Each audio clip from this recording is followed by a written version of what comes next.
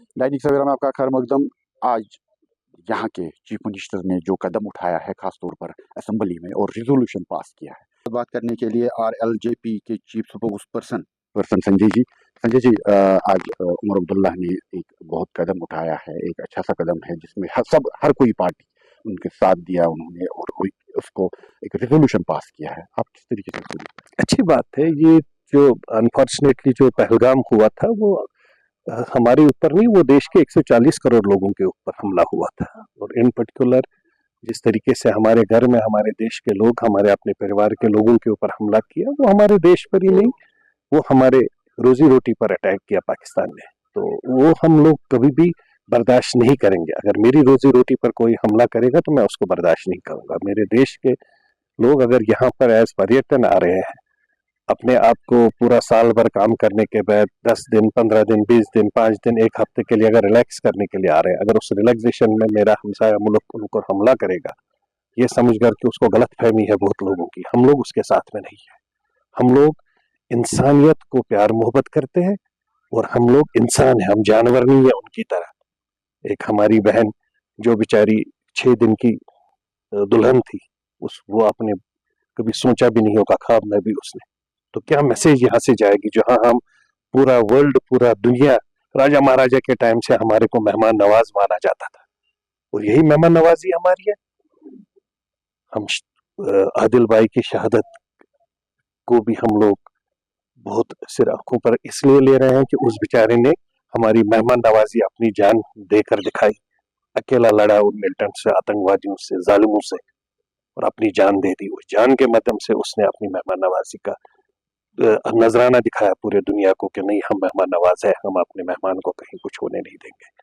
तो ये सब चीजें, और उमर साहब ने जिस तरीके से आज असेंबली में रेजोल्यूशन लाया, उस रेजोल्यूशन में हर एक पार्टी ने, चाहे वो PDP थी, वहां पर भारतीय जनता पार्टी थी, मेन अपोजिशन पार्टी जो है, या बात छोटी छोटी पार्टियां हैं, वो सब पार्टियों ने जिस तरीके से सपोर्ट समर्थन दिया, बहुत अच्छी बात है। और honestly today I have developed lot of love affection for my honourable CM। आज खुलकर उन्होंने दिल की बात की, अवाम की बात की, देश की बात की, हमारे कश्मीर के लोगों की बात की, दुखद से बात की, आदिल भाई की बात की, और उसने डिफरेंशिएट नहीं किया हिंदू और मुस्लिम मारा गया, उसने साथ में 27 लोगों की बात की। तो ये बहुत अच्छी बात है, बहुत खूबसूरत बात है, और हमें भी कोशिश करनी चाहिए, हमें इन सब चीजों को डिफरेंशिएट नहीं करना। दुख है, हर एक को दुख है, जिस तरीके से मारा गया, जो एटीट्यूड बिहेवियर दिखाया वहां पर मिलिटेंटों ने, उनको हमारा फोर्सेस जन्म से भी निकाल के गोली मार देगा, छोड़ेगा नहीं उनको। हम सब कश्मीरी चाहते हैं कि आज पहली बार 36 साल में यहाँ हड़तालें हो गई, दुकानें बंद की, सब लोगों ने प्रोटेस्ट किया अगेंस्ट के हमारे देशवासी को कैसे मारा आपने। और हम लोग चाहते हैं कि अगर गवर्नमेंट ऑफ इंडिया उनको लाए और फांसी दे, पूरे यहाँ पर घंटाघर है हमारा लाल चौक में, उसके वहां पर फांसी दे, हम लोग सब देखेंगे उनको मरते हुए। हमें ऐसे लोगों की जरूरत नहीं है, ना हमारे कश्मीर में ऐसे लोग पलते हैं। ये पीरों फकीरों साधु संतों की जगह है। या हजारों साल हमारे साधुओं ने तपस्या की है, संतों ने तपस्या की, तब हम जैसे, मेरे को लगता है, गुनाहगार पापी पैदा हो गए, जो हम हमारे आंखों के सामने देखते हैं कि हमारे परिवार के लोग, हमारे देश के लोगों को जिस तरीके से मारा जा रहा है। तो हम सब लोग भी इस देश का हिस्सा है, और हम लोग आज भी हैंडफोल्ड रिक्वेस्ट करते हैं पूरे देशवासियों से, आपका अपना जगह है, मैं टूरिस्ट नहीं कहूंगा, आप सिटीजन है इस कंट्री के, मेरा हिस्सा है, हम भी वैसे सिटीजन है। आप आइए, यहाँ पर आइए, हम आपका स्वागत करेंगे। हमारे यहाँ से पूरी ये कोशिश होगी, जिस खुशी से आप आए, आप डबल खुशी यहाँ से लेकर चली जाए, और ये आपका परिवार है, हम आपके साथ परिवार की तरह रहेंगे। सर, आप पहलगाम भी गए, ग्राउंड जीरो पे आप हॉस्पिटल भी गए, और हॉस्पिटल भी गए हैं आप। खास तौर में आदिल की बात करना चाहता हूँ, क्योंकि उसके बाप ने ये कहा, खाली यही एक कमाने वाला था। आपकी क्या डिमांड है और सरकार क्या करना चाहिए इसके लिए? देखिए, उसके लिए तो ऑनेस्टली गवर्नमेंट ऑफ इंडिया भी बहुत कुछ सोच रही है, और सोचा भी है उन्होंने।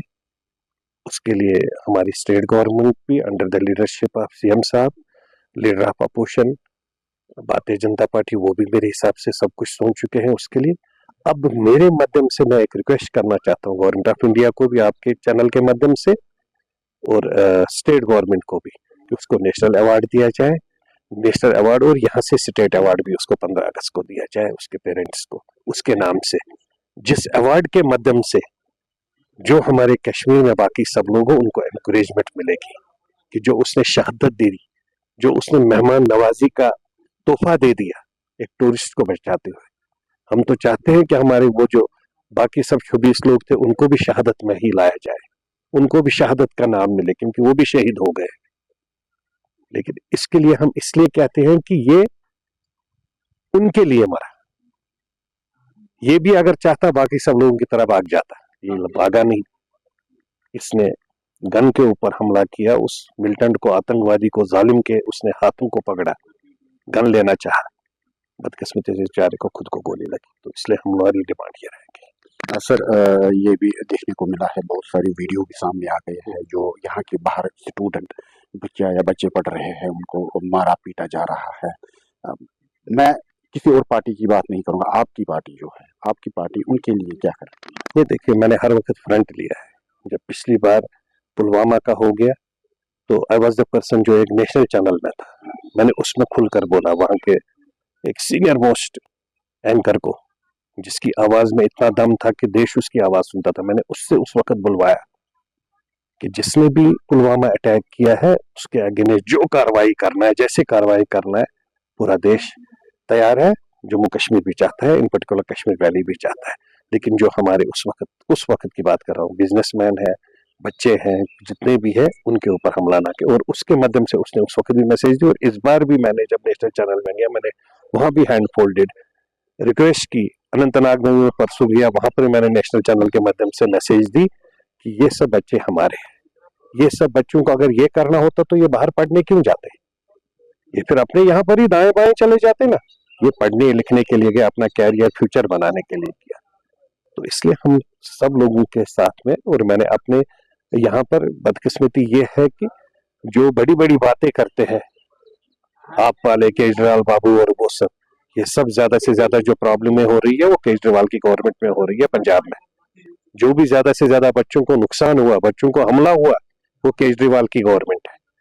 जो केजरीवाल अपने आप को बहुत हार्डकोर सेकुलर बोलता है, कल हमारे बच्चों के बुरके फाड़े गए, कहां पर फाड़े गए?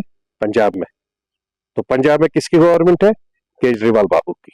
तो मैं समझता हूं कि जो अपोजिशन पार्टी के लोग, मैं यहाँ सियासत नहीं करना चाहता, लेकिन अपोजिशन पार्टी के लोग जो बातें करते हैं उनको हमें बोलना चाहिए कि जो आपके साथ में है ना केजरीवाल बाबू, एक के साथ एक फ्री, जो दारू की बोतलें लेकर दिल्ली में घूम रहा था, एक के साथ एक फ्री, एक ले लो दूसरी फ्री, तो वही दारूबाज को हम लोग कह रहे हैं कि अपने स्टेट को समझा दो, नहीं तो कश्मीरियों को समझाना है।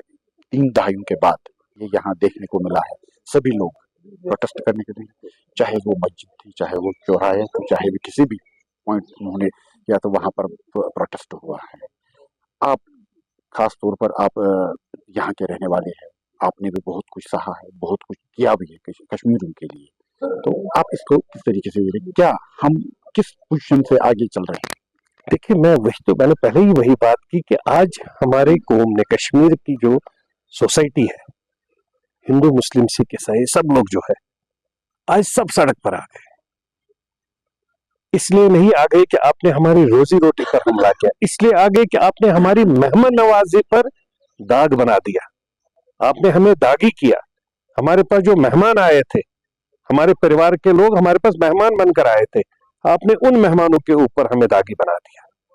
उस मेहमान नवाजी पर मैं मुबारकबाद देता हूँ पूरे कश्मीर के कौम को, सब यूथ को, नौजवान को, बच्चों को, बड़े बुजुर्गों को। मस्जिद शरीफ से सबसे बड़ी बात है, जामा मस्जिद से हमारे मीरवाइज साहब ने जिस तरीके से बात की, हर मस्जिद में एक एक मिनट हर एक ने इसको अफसोस किया, मौलवी साहबों को, सबको एक जो इंसानियत का उन्होंने तकाजा दिखाया पूरे देश दुनिया को कि हम लोग इंसानों से प्यार करने वाले लोग हैं, जानवर नहीं है। मैं चाहता हूं कि यही एक मैसेज कश्मीरी पंडित भाइयों के लिए भी एक बार चली जाए।